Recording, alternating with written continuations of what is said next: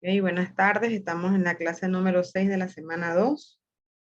Iniciamos con la tarea que dejé sobre la nomenclatura. Bien, ayer se desarrollaron los 4 primeros, que fueron sales. El 5 también es una sal. De esos 5 primeros, ¿en cuál no están todavía claros o necesitan ayuda? De los primeros 5, que son sales.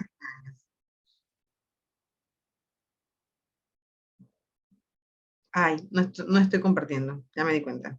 Disculpa.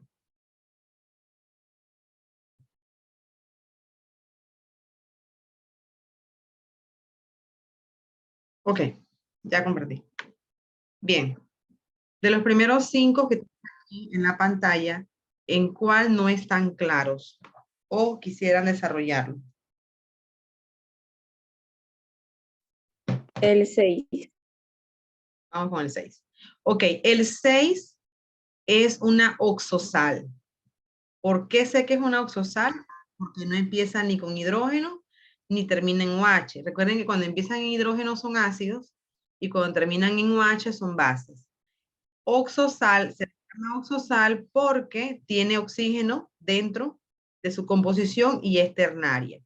Las primeras 5 también son sales, pero se les conoce como sales binarias, porque es la unión de dos monoatómicos sencillos. Bien, entonces el 6 tiene una particularidad. Este 2 que está aquí, que ustedes ven allí, que hace el paréntesis con el sulfato, ese 2 ustedes tienen que trabajarlo en estequiometría. En el estequiométrico dice que se llaman así. Bis, si es un 2, si es un 3 se le dice tris. ¿Para qué? Para no confundirlo con el di o el tri o el tetra que ya conocemos. Entonces, vuelvo y repito.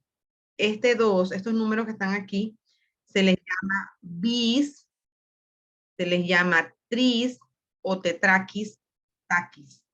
Esa es la nomenclatura que se utiliza para ellos. Entonces, aquí, desde que usted tiene una oxosal, como en este caso, o un oxácido, hay que sacarle la número de oxidación del elemento del centro, que siempre va a ser un no metal. ¿Sí? Eso es lo primero que usted tiene que hacer. Entonces, también tenemos que reconocer que el plomo en esta valencia, ¿cuál es? Entonces aquí tenemos que volver a tener en cuenta lo que conocemos. A ver, el sulfato, que es este que está aquí, SO4, tiene una carga -2. El plomo solo puede ser +2 o +4.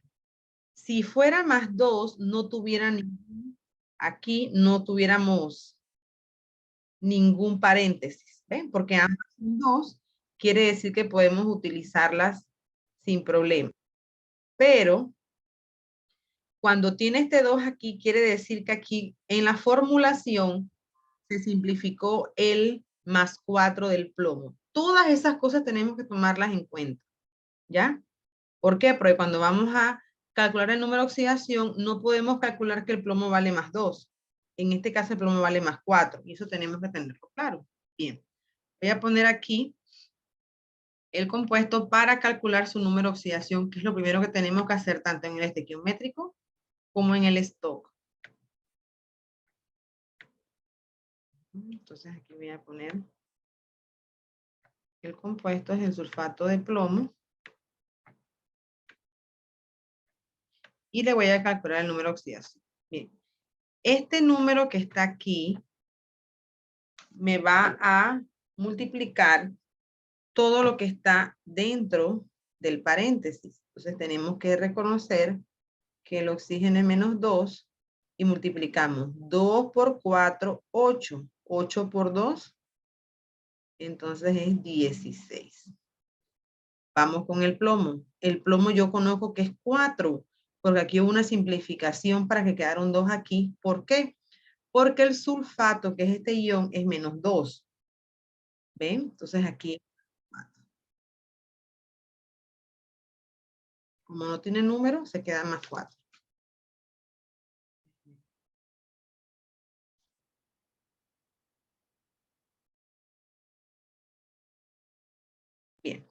Ahora, tengo que buscar, aquí tengo más 4 y aquí tengo menos 16. Recuerden que esto tiene que darme a 0.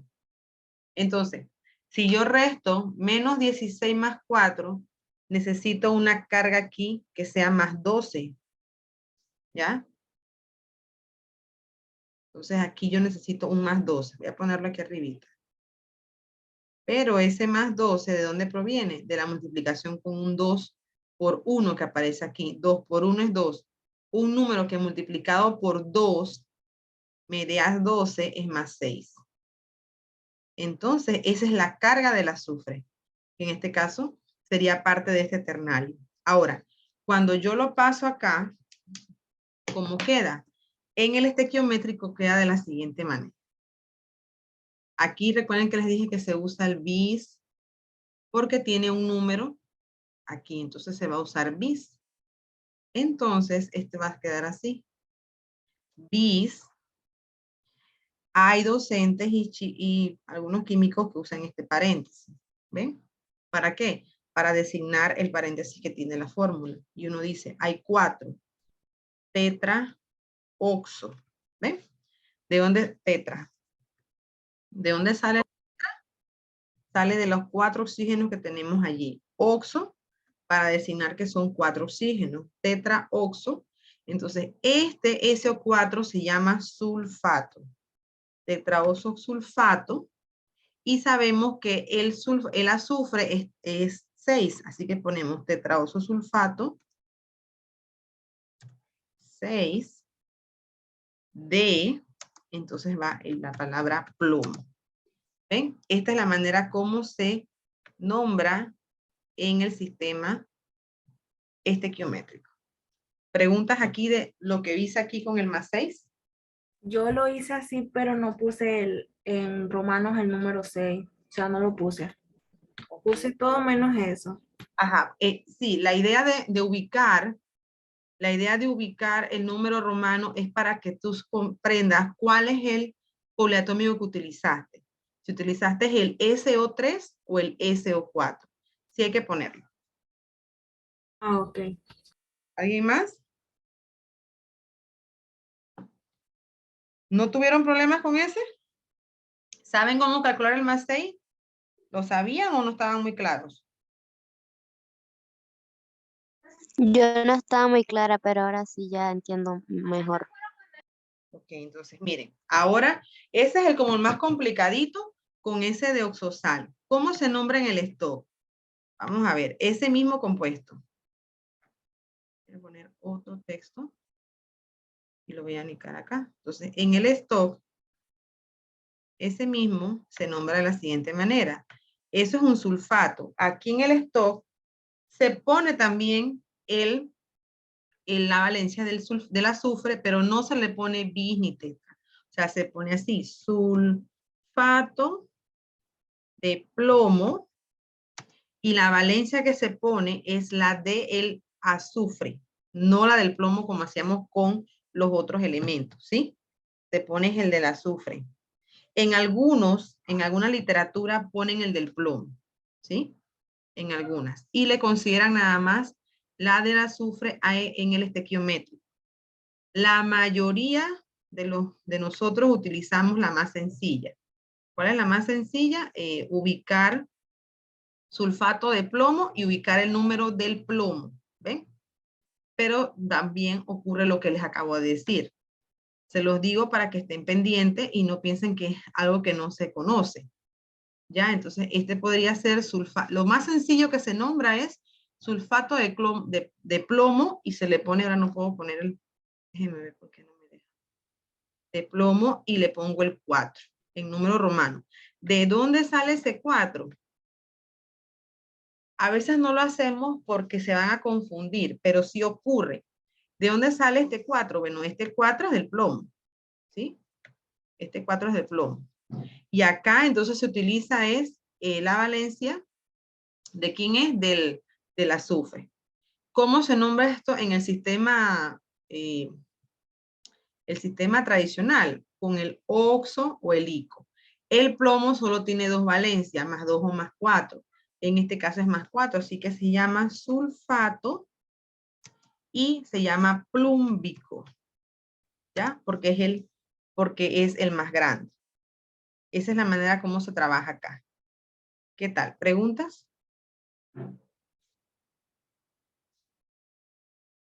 Sulfato plúmbico. Yo les recomendaría que utilizaran en el stock esta, donde se ubica el nombre del poliatómico, sulfato de plomo, y se ubica en número romano la valencia del metal. Siempre y cuando el metal tenga 2 o 3 valencias o más. Si tiene una, no se pone. En el stock sí lo tenía bien. Sí, esa es una manera de trabajarlo. Y el tradicional, recuerden el oso o el ico, ¿sí? Entonces aquí, sulfato plúmbico. Cuando usted utiliza el ico o el oso, no pone D. El D no va. A veces lo ubican y no va. Va sulfato plúmbico, sulfato A mí plúmbico. me enreda los nombres. Sí, te comprendo. Es algo que es práctico. Solamente vamos a recordar lo siguiente. Apenas me dicen tradicional, me pongo en mi cabeza oso, ico. Ya. Y recordando también que si es único, no se pone nada. Apenas me ponen el stock, ubico números romanos. Eso es importante. Y apenas pongo el sistema, el estequiométrico, como llaman aquí, entonces me ubico en el di, tri, tetra. Eso sería como una base para que usted pueda comprender de qué se está hablando. ¿Ya? Bien, continúo. A ver, este es el número 6. Bien, vamos con el número, ¿cuál quieren? Del 7 al 12, ¿cuál tuvieron dificultades? Vamos a ir parte por parte, del 7 al 12. ¿En cuál les puedo ayudar? 12. El 12, ok. El 12, ok. Ajá, ok. Lo primero que tienes que reconocer es que se inicia con H, ¿qué es? ¿Es una sal? ¿Es una base? ¿Es un ácido? ¿Qué es? Empezando por ahí. Inicia con H. Eso me dice muchas cosas. Cuéntame. El 12 me dijiste, ¿no? Es un ácido, ¿no? Es un ácido. Es un ácido porque inicia con H. Eso es importante. Miren, todos los que no tienen ni H ni OH son sales. O sea, el 1, el 2, el 3, el 5, el 6 son sales. Del 1 al 6 son sales. Del 7 al 12 son ácidos porque inician con H. El 13, el 14, el 15 son bases porque terminan en OH. Esa es una función muy importante que tienen que recordar. ¿Qué más? De allí en adelante, los que terminan en O son óxidos, ¿sí? Entonces, eso es importante reconocerlo. Ahora, me estás hablando del 12, es un ácido y es ternario. Entonces, este es un oxácido, ¿ya? Un oxácido que une el hidrógeno con el sulfato, que es el ion poliatómico. Entonces, aquí tenemos que ver en el estequiométrico lo siguiente. En el estequiométrico se utiliza... Una pregunta, y disculpe. Ajá. En las sales no va ni OH ni H, no llevan. En los extremos. O sea, no inician con H ni terminan en UH en los extremos. Sí las pueden tener, pero en el centro. Cuando tiene una H en el centro, una sal, se llama sal ácida. Cuando el OH está en el centro, en una sal se llama sal básica. Una sal tiene una particularidad, inicia con un metal siempre inicia con un metal. Y no termina en OH, puede terminar en O, como esta oxosal que está aquí, la 6. ¿Ya? Esta es una oxosal. Siempre van a iniciar con metales, miren, todos son metales. Ahora, si es binaria, termina en un no metal. Y si es una oxosal, va a terminar en un poliatómico como nitrato, nitrito, fosfato. Esta es una oxosal. Los ácidos inician con H. Lo único que pues el 7 es un hidrácido, porque es la unión, recuerden que los hidrácidos son la unión del hidrógeno con los halógenos, cloro, flúor, bromo, yodo, el selenio y el azufre, que es el sulfuro. Los oxácidos es la unión del hidrógeno con clorato, cloritos, los poliatómicos. Entonces, acá, este señor tiene 4 oxígenos, es de un sulfato, y tenemos que calcularle el número de oxidación. Siempre cuando estamos en una oxosal o un oxácido, tenemos que calcular el número de oxidación para ellos en el estequiométrico. Eso es lo que tenemos que hacer. Entonces, déjenme buscar. La encontré. Entonces, vamos a hacerlo. Pongo aquí H2, SO4, y calculo el número de oxidación de este compuesto. Recordando que la regla dice que como es un compuesto, tiene que dar más 0. Entonces, inicio. Bueno, ¿cuánto vale el oxígeno? El oxígeno vale -2. Entonces, si vale -2, aquí pongo -2. Y digo 4 por 2, -8. El hidrógeno vale +1. 2 por 1, +2. Un número que me dé a +6. Aquí va a tener que ser +6 porque es +1. Así que aquí es +6. ¿Por qué? Porque +6 más 2 es +8. -8, 0. Entonces ya yo sé que el número de oxidación del azufre es +6. ¿Eso para qué me va a servir? Bueno, para escribir el estequiométrico. Entonces, ¿cómo se escribe el estequiométrico? Bien. Estoy en el 12. En el estequiométrico sería tetraoxo. ¿Por qué le pongo tetraoxo? Chicos, ¿por qué ubico tetraoxo? Tiene 4 oxígenos. Excelente. El estequiométrico te indica que le vayas como desmenuzando que tiene esa fórmula. Porque cuando tú le escuchas, te dice tetraoxo, tú sabes que oxo es oxígeno y son 4. Tetraoxo sulfato. Y le ubicas entonces aquí el número romano en lo que vale el azufre. Siempre va a ser el del centro. Entonces pone que vale 6. Tetraoxosulfato de, y entonces aquí vemos que esta fórmula tiene 2 hidrógenos, entonces ponemos de dihidrógeno. ¿Ya? Entonces, esta es en el estequiométrico. ¿Cómo se hace en el stock? Bien, entonces aquí.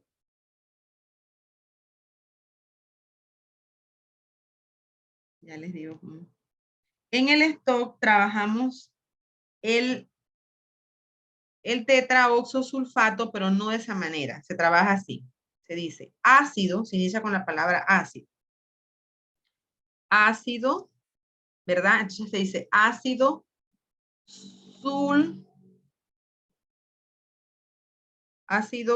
sulfato 6. ¿Ya? 6 y ya. Ay, perdón, ese 6 no va bien. Aquí. Es I. Ácido, ácido sulfato 6. Eso es todo aquí. En el stock se utiliza la numeración ácido. Decir ácido, estoy diciendo que inicio con H. Sulfato 6, y entonces yo tengo que reconocer que aquí es el sulfato SO4. Porque en el stock no se dice sulfito, se sigue diciendo sulfato. O sea que si aquí hubiera sido SO3, yo tengo que decirle sulfato igual. ¿Sí? Pero entonces acá va a cambiar en la valencia. No va a ser 6, va a ser otro. Y en el tradicional, ¿qué ocurre? Bueno, en el tradicional, el ato del sulfato se cambia por ico. ¿Ya? Ico. Escuchen, sulfato. Ahora no, quítale el ato y ponle ico. Entonces en el tradicional se llama ácido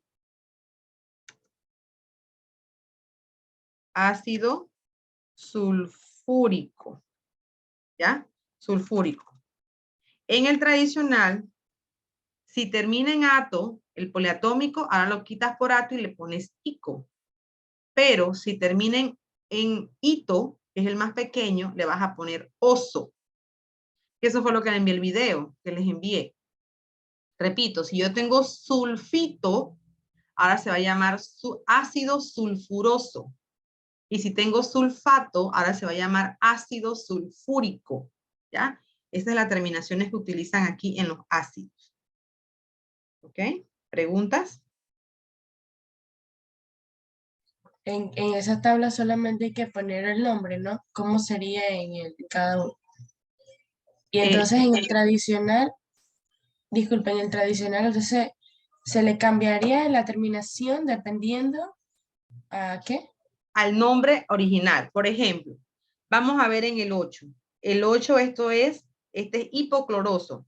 El CLO se llama hipoclorito, perdón, hipoclorito. Es el nombre del poliatómico. Se llama hipoclorito. Entonces, tú le cambias el hito por el oso. Entonces, en el tradicional, el 8 se llama ácido hipocloroso. ¿Ya? O sea, le cambié el hito por el oso. El 9, el nombre de este CLO2 es clorito. Entonces, cámbiale el clorito por cloroso, por el oso. Entonces, este señor en el tradicional se llama ácido cloroso. ¿Ya? Y así. Ahí Aquí, siempre van a terminar, perdón, ahí siempre van a terminar en ico y oso, ¿verdad?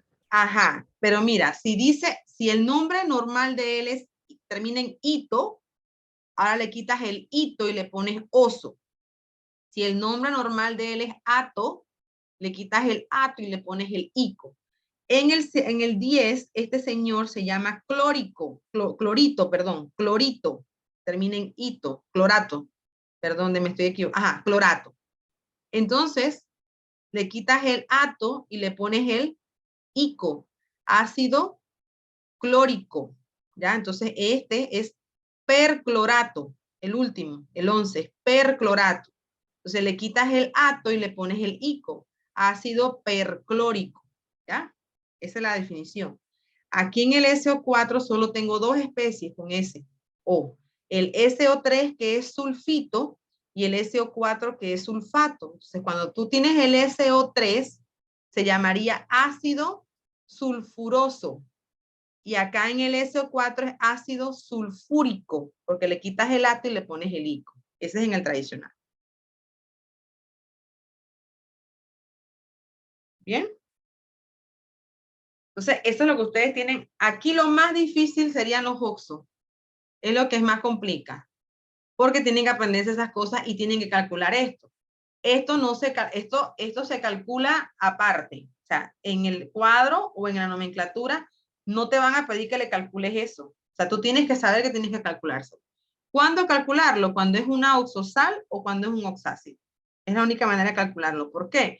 Porque lo vas a utilizar en el estequiométrico y lo vas a utilizar en stock. Continúo por aquí. De estos que están acá, del 14 al 24.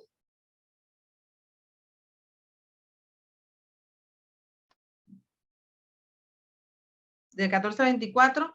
El 20. El 20. Ajá. Nadie me ha comentado nada del peróxido. Del peróxido no, del número 7. Y no sé si es que lo entendieron bien o no. A ver, pregunto el 7. ¿Es un qué? ¿Es un ácido, una sal, una base o un óxido? ¿Qué sería el 7?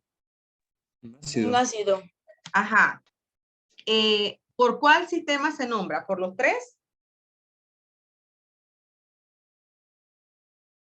Aquí hay una particularidad con él. Este es un hidrácido. Dígame, ¿se nombra por los 3? No, solamente. Sí, dígame. ¿Solamente por quién? Cuando estamos en el tradicional, para hacer un ácido, yo les expliqué que se llaman ácidos porque están en qué, en qué forma. ¿Están en qué? ¿En qué estado se encuentran? HCl, ¿en qué estado se encuentran? Para ser hidrácidos. ¿Tienen que estar inmersos en qué? En agua. En agua, muy bien. Entonces, como están en agua, ¿cómo se llaman en el tradicional? ¿Ácido qué? Ácido clorhídrico. Ajá, clorhídrico. El hídrico viene del agua, pero en el stock no se nombra, o sea que aquí no lo nombren. Y en el estequiométrico se nombra, ya no se le dice ácido, se nombra tal cual se ve, empezando por el anión y el catión. ¿Cómo se llama entonces en el stock? En el estequiométrico, perdón. ¿Cómo se llama? Cloruro de hidrógeno. Ajá, estequiométrico cloruro de hidrógeno o también se le puede poner monocloruro de hidrógeno. Y nadie me dijo eso, o sea que lo comprendieron, perfecto. Me dijeron que el 20. El 20 es un óxido. Es un óxido y el 21 es un peróxido. ¿Por qué yo sé que el 21 es un peróxido? ¿Quién me dice? El O2. Excelente. El O2 que aparece aquí es del ion peróxido. Recuerden que el ion óxido es diferente al peróxido. Entonces eso es importante. El 23 y el 24 son hidruros. ¿Por qué? Porque el hidrógeno está como un anión. Entonces son hidruros. Se llama hidruro de potasio y monhidruro de potasio. El níquel tiene dos valencias. ¿Cuáles son las valencias del níquel? En el último. ¿Están estudiando las valencias? El Más níquel, 2 y más 3. ajá, más 2 y más 3. Entonces, ¿cuál está allí? ¿Cuál tenemos allí? ¿La 2 o la El 3? 3. El 3. Muy bien. Allí es cuando ustedes tienen que agarrarla. La están viendo muy bien. O sea, ustedes ven la fórmula y el número que está aquí abajo, sabiendo que se formuló, ¿qué es formular? Intercambiar números. Se sabe que el 1 quedó en el níquel y el 3 quedó aquí. Ya entonces ya tú vas comprendiendo y dices, bueno, níquel es 2 y 3. Si estoy en el 3, estoy en el más grande. Entonces, este señor, el níquel, con el hidruro, que es un hidruro, se llamaría hidruro niquélico en el tradicional. Termina en ico porque es el más grande. En el stock yo lo llamaría hidruro de níquel 3, porque le tengo que poner la valencia en número romano. Y en el estequiométrico sería trihidruro de níquel. En el Una 20, pregunta. ajá, En ese caso, ¿por qué no se les denomina ácidos? Porque el hidrógeno no va al inicio. clarito. Muy bien, Ariel. Así mismo me lo acabas de decir. Tú mismo te respondiste. Para ser ácido tienen que iniciar con hidrógeno. Cuando el hidrógeno está como anión, se llama hidruro. ¿Sí? Aquí en esta tabla tenemos diferentes tipos según la composición. Miren, los 5 primeros son sales binarias, porque no empiezan ni en H ni en OH y son binarias, son sales binarias. El 6 es una oxosal. No tiene H, no termina en OH y tiene oxígeno, así que este es una oxosal. El 7 es un hidrácido. Esa es otra forma que tienen que trabajarlo porque les pueden preguntar sobre los tipos de funciones que tienen los compuestos inorgánicos. El del 8 al 12 son oxácidos. Oxácidos porque tienen oxígeno y inician con hidrógeno, H. El 13, 14, 15 son bases, porque tienen el ion OH al final, son bases. Se llaman hidróxido. El 16, 17, 18, 19 y 20 son óxidos y son metálicos, son óxidos básicos, porque son binarios en la unión del oxígeno con un metal. El 21 es un peróxido. El 22 es un óxido y los dos últimos se llaman hidruros porque tienen el hidrógeno como anión, ¿sí? Y solamente puede ser anión cuando está unido a un metal. Entonces, esa es la clasificación básica. Ahora, para contestar la pregunta del 20, el calcio, mi primera pregunta, mi primera observación es si el calcio tiene una o dos valencias o más valencias. ¿Y cuál es la respuesta que me tienen que dar allí? Tiene una. Una. Muy bien. Al tener una, todas las reglas cambian. En el tradicional no pongo nada y en el stock tampoco. Entonces allí el meollo del asunto es que usted sepa reconocer si ese catión cambia o no de valencia. Como el calcio nada más tiene una valencia, yo digo en el tradicional óxido de calcio. En el stock, óxido de calcio. No tengo que ponerle número romano. El número romano solo se ubica cuando el catión tiene una o más valencias, tiene más de dos valencias. Y en el sistemático estequiométrico sería dióxido de calcio. Eso es todo. Entonces ahí tienen que trabajarlo muy bien. Miren el 22. El 22, pregunto, ¿cuál es la valencia del manganeso aquí? En el 22. ¿Cuál será la valencia del manganeso? 4. 4. ¿Todos sabían eso? Sean sinceros. Miren, el 22 dice así, ¿ve? Ajá, si yo lo veo a simple vista, yo digo que la valencia del manganeso es 2. ¿Por qué? Porque tiene un número aquí 2. Pero tengo que recordar que el oxígeno es 2. Entonces, si aquí no hay un 2, quiere decir que aquí hubo un intercambio de algo. Entonces, ¿de dónde sale este MnO2? De esto. Tengo aquí un Mn y tengo el oxígeno. Este es menos 2 y este es más 4. Este es más 4. Entonces, como son números que se pueden simplificar, yo antes de poner el número simplifiqué 4 entre 2 a 2 y 2 entre 2 a 1. Entonces, estos son los números que se fueron para abajo como subíndice. El 1 de la simplificación del oxígeno y el 2 acá. Pero cuando yo lo nombro, este señor se llama óxido, es 4. El manganeso tiene 5 valencias, más 2, más 3, más 4, más 6 y más 7. Las dos primeras son, el más 2 es hipomanganoso y el 3 es manganoso. Entonces, este señor es mangánico. Este es el óxido mangánico en el tradicional. En el stock se llama óxido de manganeso 4. Tengo que recordar esto, que es 4. Y en el estequiométrico se llama dióxido de manganeso. Entonces, estas son las cosas que tenemos que ir practicando con respecto a la formación de los compuestos. Bien. Para continuar, el módulo, el que necesita más Una información. pregunta. Ajá, dime. En ese mismo, en el tradicional, si yo pongo anhídrido, Sí, está bien. manganoso, también está bien. Sí, porque yo lo expliqué ayer, me parece que lo dije, que en el tradicional no, disculpa, ya. En el tradicional se utiliza el anhídrido si es un óxido con un no metal. Ejemplo, mejor que lo... ok. Si yo pongo esto, voy a poner este, Cl2O7. Aquí sí en el tradicional va la palabra anhídrido. ¿Por qué? Porque el anhídrido viene del sufijo sin agua. Y los óxidos no metálicos, miren que este es un no metal, se llama entonces anhídrido. Este es el perclórico. ¿Ven? Anhídrido perclórico. Pero el manganeso que está aquí es un metal. Entonces no va la palabra anhídrido. El anhídrido solo se utiliza cuando estamos hablando de óxidos ácidos o también llamados óxidos no metálicos. Ahora, en este módulo los óxidos ácidos no aparecen. No están. Así que no sé. Por eso fue que no les hablé mucho de los óxidos ácidos.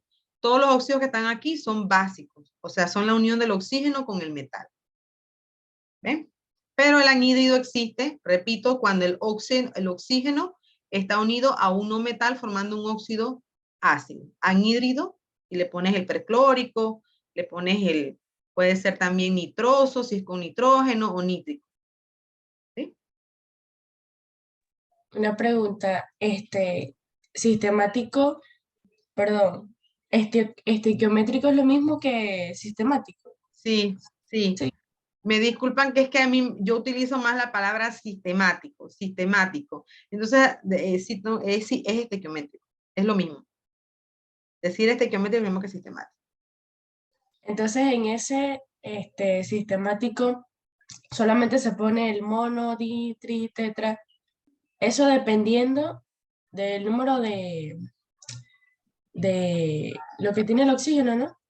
Dependiendo del subíndice de la fórmula. Por ejemplo, en el 18 sería trióxido de dialuminio. Sí, en el estequiométrico es uno de los sistemas más sencillos para nombrar porque tú te fijas solamente en la fórmula. No tienes que estar pendiente si hubo una simplificación o no, como en el tradicional o en el stock. Y en realidad el más usado a nivel mundial es el que se utiliza, el estequiométrico. Ya el tradicional ya pasó de moda y el stock también está pasando.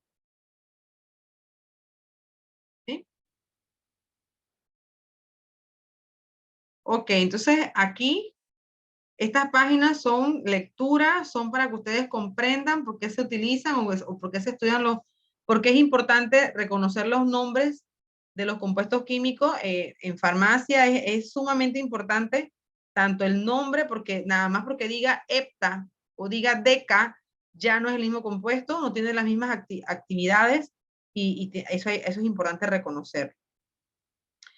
Continuamos con las reacciones químicas y estequiometría. Hoy vamos a iniciar con esto. Aquí lo primero que les empiezan a trabajar y quieren que ustedes reconozcan es, recuerden que la materia está formada o se divide de dos formas. La materia se divide en sustancias puras y mezclas. Esa es la división fundamental de la materia. Entonces, ¿qué son las sustancias puras? Bueno, tienen una forma definida.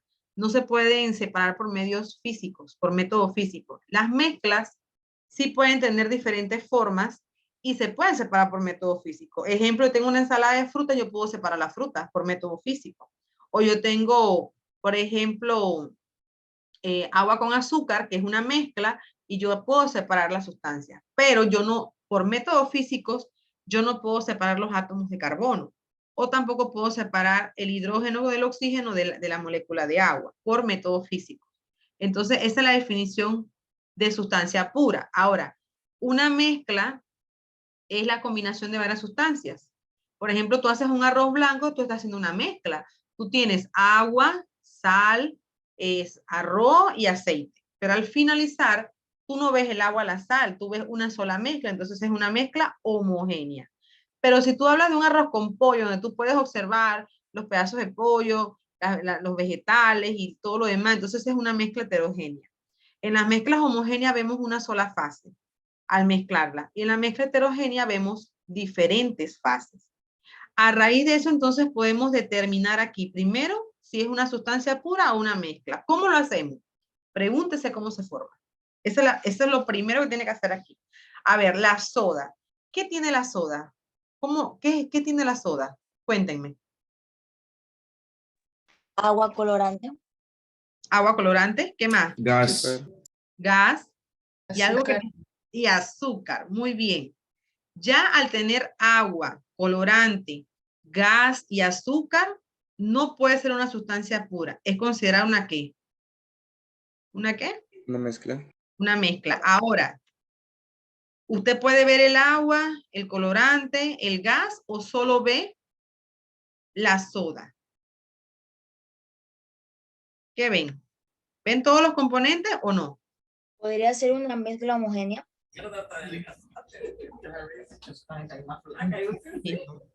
Así mismo. Es una mezcla homogénea. Ahora,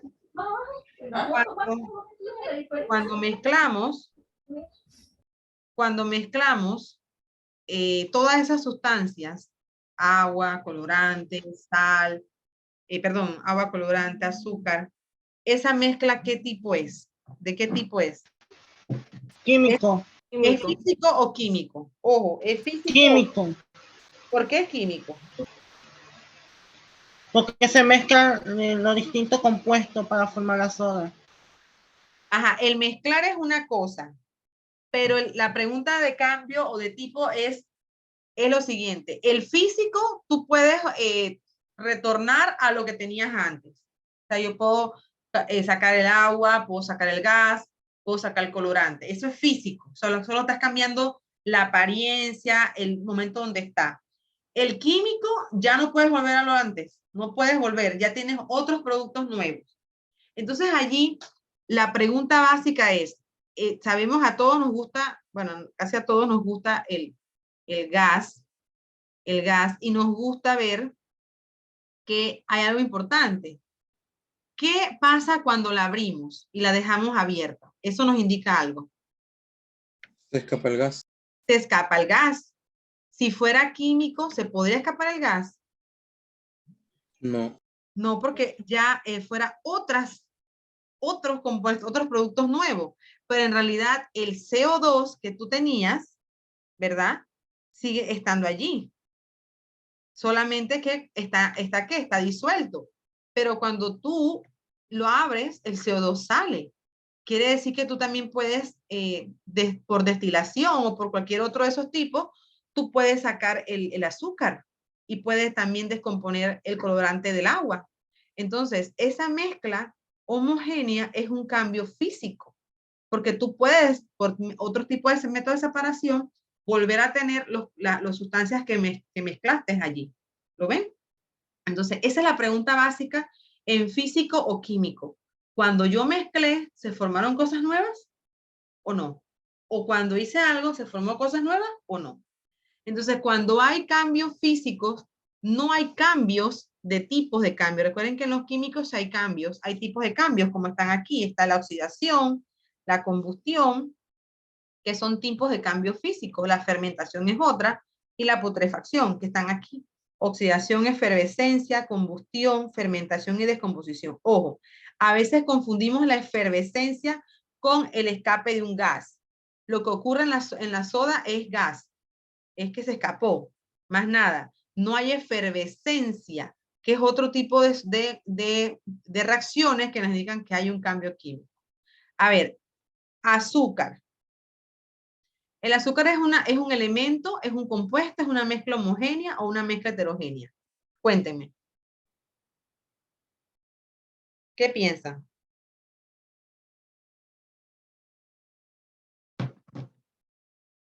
Un compuesto.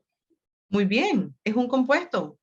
Excelente. El azúcar es la formación de carbonos, hidrógenos y oxígenos porque es una molécula orgánica.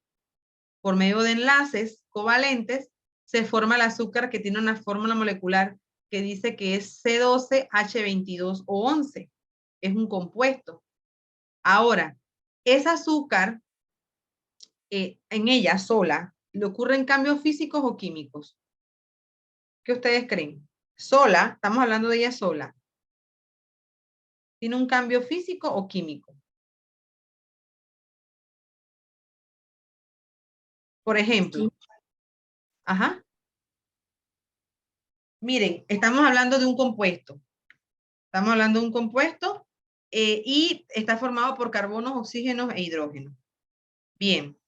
¿Qué pasa? ¿Hay un cambio físico o químico cuando se une el carbono, el oxígeno y el hidrógeno? O sea, ¿allí hay una producción de algo nuevo? Cuéntenme. Y hay una producción de algo nuevo. Claro. ¿Qué será? Por enlaces covalentes, ¿cierto? Al enlaces covalentes se forma el azúcar, que se forma por enlace. Entonces, ese es un cambio químico. Ahora, no se pueden separar. No se pueden separar por métodos físicos porque tiene uniones de enlaces, ¿ya? El azúcar se puede disolver para formar un cambio físico. ¿Ven? Es la diferencia. Cuando tú disuelves azúcar en agua, ese es un cambio físico, porque sigue siendo azúcar, solamente que está disuelta. ¿Y cómo nos damos cuenta?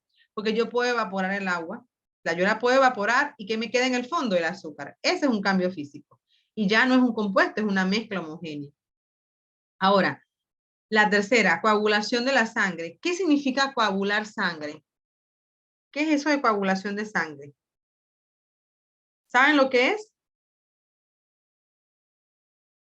Bien, ¿la sangre qué estado tiene? ¿Líquido, sólido o gas? Empecemos por allí. Líquido. Líquido. Excelente. Entonces, cuando se coagula, ¿qué forma tiene? Sigue siendo líquida. Imagínense que se cortaron. Se cortaron y usted ve allí como... Solidifica. Ajá, pasa a estado sólido. Muy bien. Pasa a estado sólido.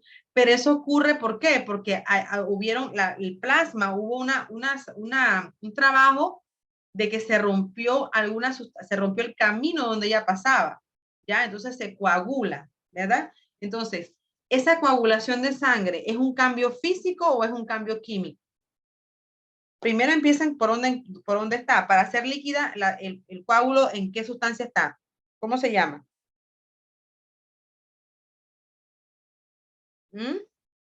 Acuérdense que la sangre está formada por glóbulos rojos y plasma. Cuando la sangre está líquida es porque está en el plasma, el líquido amarillento. Entonces, cuando se coagula es porque perdió plasma y solo quedó algo como gelatinoso. ¿Ya? Quedó el coágulo, solo quedó la parte del glóbulo rojo. Entonces, puedo preguntarles lo siguiente. ¿Puedo volver a hacer sangre líquida? De ahí va todo. Primero, la coagulación de la sangre es un elemento, un compuesto, una mezcla o ¿qué es? Empezando por ahí. Una mezcla. Muy bien, es una mezcla. La sangre es una mezcla y es homogénea porque usted en realidad a simple vista no ve que hay plasma, que hay todo lo demás, pero es una mezcla homogénea. Ahora, cuando se coagula, ocurre un cambio químico. Cambio químico porque yo no voy a volver a tener sangre líquida.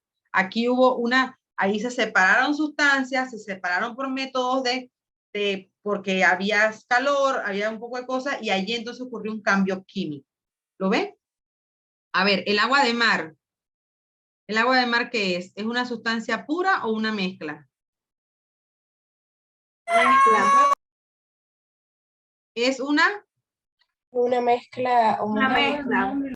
muy bien, una mezcla homogénea. El agua de mar tiene sales, el agua de mar tiene arena, es una mezcla homogénea. ¿El agua de mar es un cambio físico o químico cuando se mezclaron? Físico. Físico, porque cuando tú quieras, tú puedes sacar la sal del agua. Tú puedes sacar la sal, puedes sacar la arena y te queda el agua. Entonces, esa es la manera como usted va a trabajar esta parte. Preguntándose a usted si estamos trabajándolo, si se puede mezclar, si solamente es una sustancia, o también se pregunta si hay un cambio, si se puede volver a lo mismo o no. Eso es lo que usted va a hacer aquí. Por lo general, las sustancias puras se trabajan como cambios, pero en las sustancias, en las mezclas sí ocurren cambios químicos. ¿Por qué? Porque ocurre esto, ¿ves? Ocurre combustión, ocurre oxidación. ¿Por qué? Porque hay una descomposición de la sustancia, una fermentación o una descomposición. En cómo se trabaja esto de descomposición va más que todo para las sustancias puras, como llamados los compuestos. Porque usted puede, aquí hay un ejemplo, por medio del calor, usted puede transformar un compuesto en otros, ¿ya? Y la combustión también es otro ejemplo de lo que ocurre con sustancias puras. Por ejemplo, el metano, que es un gas, en presencia de oxígeno, forma dióxido de carbono, agua y energía. Esa es una reacción de combustión. ¿Y eso ocurre con quién? Con una sustancia pura llamada compuesto, ¿sí? Entonces, esas son las partes que usted se tiene que contestar y preguntar a la vez. Bien, aquí vamos a ver, esto es importante que usted primero sepa identificar de qué tipo de sustancia está hablando, qué tipo de reacción se está verificando, y segundo, entonces usted sabe qué productos se pueden dar. Cuando usted conoce la información, nadie lo va a confundir. Usted sabe de qué se está hablando. Entonces aquí vamos a trabajar con Jamboard.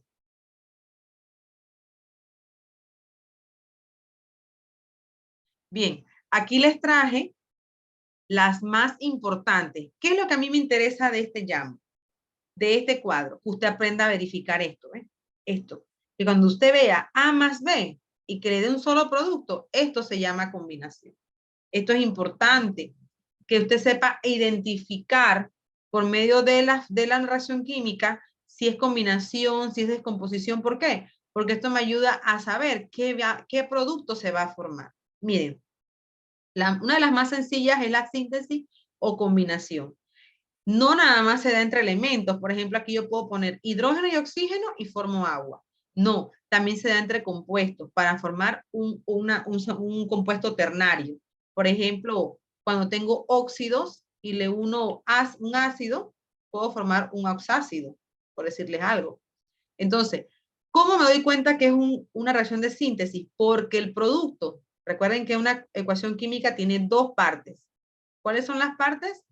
Los reactivos, la flecha que me indica hacia dónde vamos, y después vienen los productos. Entonces, la reacción de síntesis o combinación siempre van a formar un solo producto. ¿Ve? Para la descomposición no se puede hacer tan fácil. Para descomponer una sustancia tenemos que agregarle calor o electricidad. Copien eso por allí. Entonces, ¿cómo hacen eso en química? Bueno, aquí en la flecha le podemos poner un circulito que me indica calor, o también, voy a ponérselo por aquí porque después no me lo ven, o también le agregamos este símbolo que es electricidad. Cada vez que descomponemos un solo reactivo, solo lo podemos hacer en presencia de calor o de electricidad. Entonces, ¿cómo nos damos cuenta que es una descomposición? Bueno, porque es lo inverso a la combinación. En la descomposición tenemos un reactivo y por medio del calor o la electricidad nos va a dar dos productos. Entonces, eso es lo inverso. Ahora, el de simple desplazamiento o sustitución, ¿en qué se basa? Primero voy a decir en qué se basa y después voy a buscarle un instrumento que se utiliza para esto. En simple desplazamiento, como se llama o sustitución, ¿cómo nos podemos verificar qué es eso? Una, porque vamos a tener, dentro de los reactivos vamos a tener un compuesto y un elemento. ¿Ven? Esa es la formación. Entonces, para producir otro compuesto y otro elemento. ¿Qué es lo que ocurre aquí? Bueno, este compuesto C quiere desplazar a A o a B. Profe, ¿puede ser nada más B? No, depende de qué es este compuesto C. Si este compuesto C es un metal, va a desplazar a A, porque ya sabemos que en A, este es el catión. Si este compuesto C es un anión, es un no metal, entonces aquí va a desplazar a B. ¿Por qué? Recordemos que las fórmulas químicas están así. Primero el positivo y después el negativo. Entonces depende de la especie que quiere introducirse aquí, entonces sabemos si va a desplazar a A o a B. En este ejemplo desplazó a B. Entonces quiere decir que este compuesto es un anión. Ahora, ¿cómo sé yo quién desplaza a quién? Entonces la respuesta es la reactividad del elemento. De esta manera. Esta es una tabla que se llama serie electromotriz de los metales. ¿Qué quiere decir? Que los elementos que están más hacia arriba desplazan a los que están abajo, ¿sí? Entonces, si usted hace una ecuación, ejemplo, vamos a tener aquí, vamos a suponer que yo tenga cromo o óxido de cromo, y acá tenga al magnesio. Esta es una forma de sustitución simple, porque solo va a desplazar a uno de los dos que están en el compuesto del reactivo. Entonces, primero tengo que verificar si el magnesio es un catión o es un anión. ¿Qué me dicen ustedes? Es un catión. Es un catión. O sea que el magnesio le va a tomar carrera, como decimos a quién, al cromo. ¿Qué dice? Déjenme ver. Ok. Vuelvo de nuevo.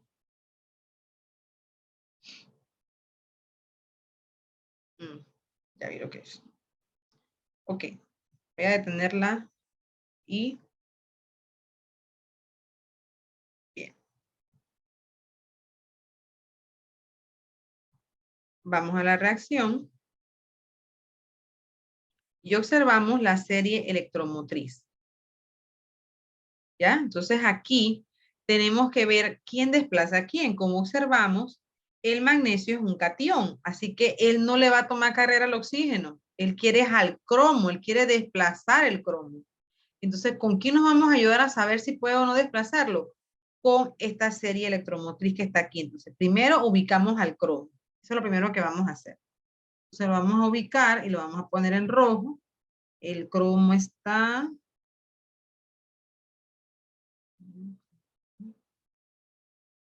Aquí está el magnesio. Voy a poner rojo. Y voy a poner cromo de otro color.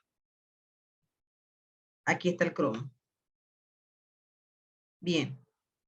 Pregunta. El magnesio está por arriba del cromo. Entonces sí lo desplaza. ¿Ven? Entre más arriba esté, más entonces va a tener la capacidad de desplazar. Entonces, si lo desplaza, aquí vamos a empezar a hacer un compuesto nuevo. Recuerden, ¿a quién desplazó el magnesio? Al cromo. ¿Por qué? Porque era el positivo y es como él un catión. Entonces aquí yo pongo Mg ahora. Mg unido ¿con quién? Con el oxígeno. Ojo, aquí tenemos que verificar también valencias. El magnesio es más 2 y el oxígeno es menos 2, así que ahí no le ocurre nada. Entonces el cromo queda solo. Esto es lo que tienen que hacer ustedes con la reacción de simple desplazamiento. No podemos saber si se desplaza o no si no conocemos la serie electromotriz de los metales, sabiendo que entre más arriba esté, más radioactivo es. O sea, va a desplazar a los que están hacia abajo de él. Bien. Esta que llaman intercambio aquí en esta ficha, también se le conoce, y creo que ustedes la deben de conocer, como doble desplazamiento. ¿Qué ocurre aquí? Bueno, es fácil de reconocerla porque observen, tiene dos compuestos, ¿ya? Entonces, ¿qué está ocurriendo? Bueno, lo que ocurre es que este compuesto A, recuerden que un compuesto está formado por un positivo aquí y un negativo. Voy a llevarme esta reacción para otro lado.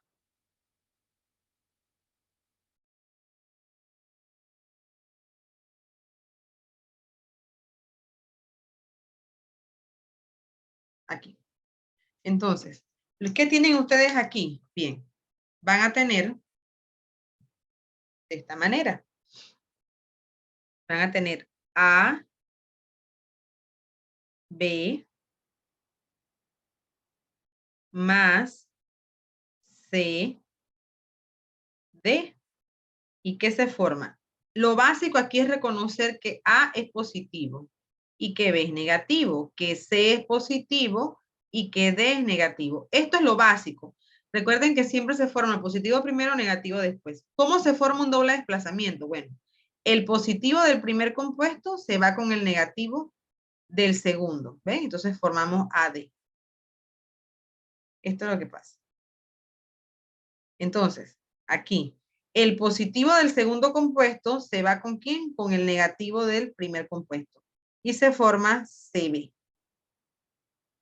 ¿Ven? Entonces vamos a ver si hacemos uno. Aquí yo voy a ponerle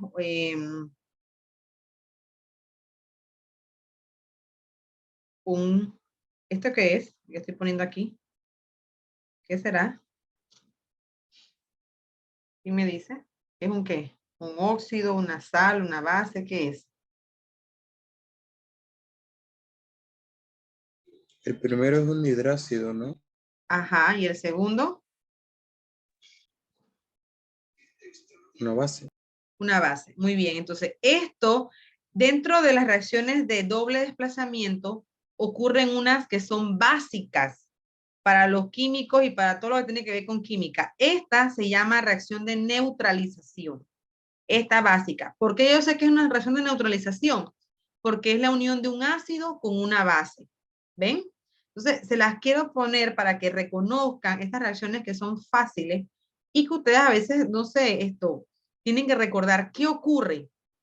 A ver, siempre que hay una reacción de neutralización, un ácido con una base, ¿qué se forma? Se forma sal, se forma una sal y se forma agua. ¿Ya? Entonces vamos a ver si eso es cierto. Teniendo en cuenta la primera reacción que es la general. Entonces, vamos a ver. Tomamos el positivo de aquí, lo unimos con el negativo de acá. Y esto forma un H o H. Más el positivo de aquí, lo unimos con el negativo del primero. Y forma NaCl.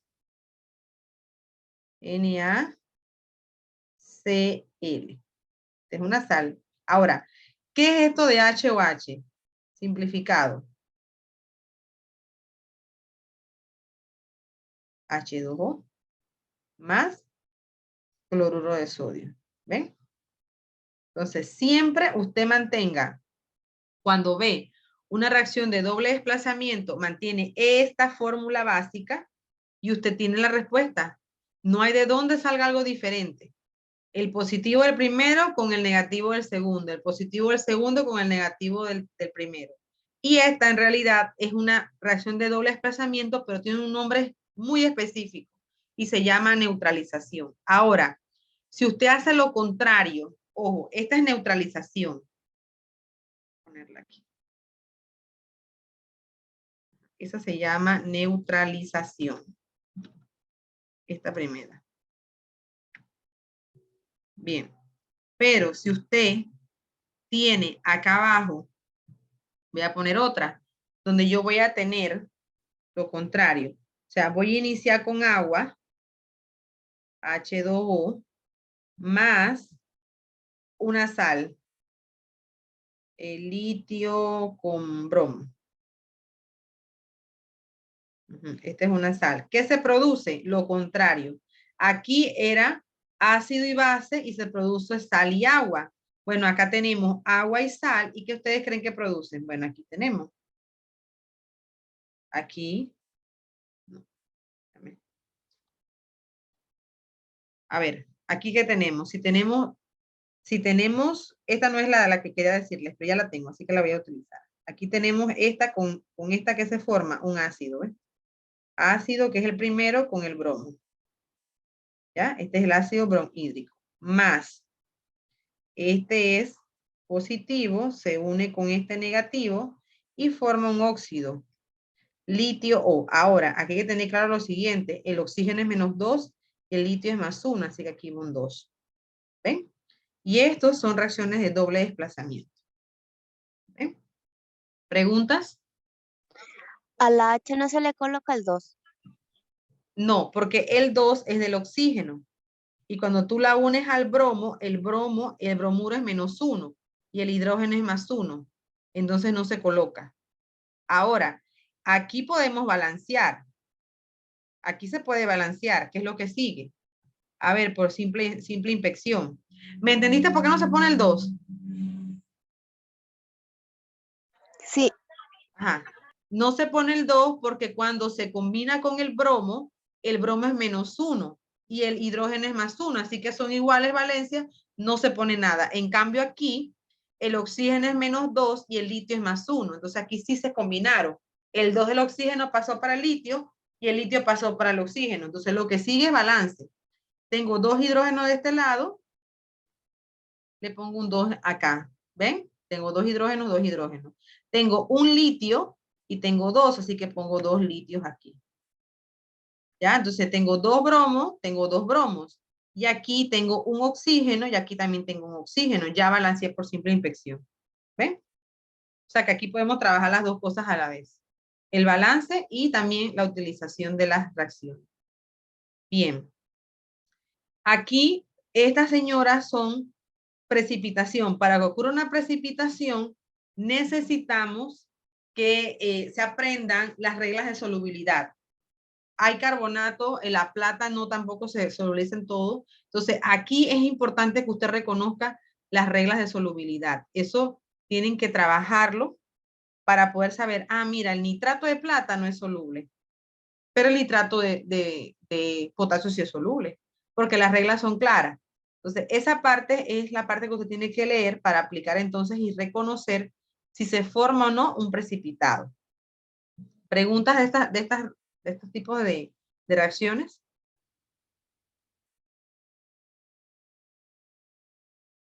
Estoy buscando la información acá. ¿Preguntas, chicos? Ese diapositiva la va a mandar al grupo. Sí, igual que ayer. Igual hoy me voy a poner, miren, aquí están. Sí, yo las voy a mandar. Aquí un solo reactivo, descomposición, ya vimos que es aquí tiene que utilizarse, les dije que para descomponer utilizamos calor, aquí está, o se utiliza electricidad. En simple desplazamiento se utiliza, es importante reconocer la actividad de los metales, a ver quién cambia, quién no cambia. Cuando el metal está hacia abajo del otro, simplemente vas a poner en la reacción, no ocurre reacción. Y la de sustitución doble, ¿verdad? Tienes que observar el positivo con el de acá y se forma entonces. Y por último, tienes que tener muy claro los intercambios de cargas. Así como me acaba de decir la compañera, ¿por qué no se pone el 2, profesora? Bueno, porque hay intercambio de cargas. Entonces tú tienes que saber qué número va abajo, con quién, porque entonces sabes las valencias, ¿ya? Entonces, quedamos aquí y seguimos el lunes, primero Dios, en reacciones redox. Página 37. Aquí vamos a balancear y vamos a ver cómo se oxida y se reducen por medio de las cargas.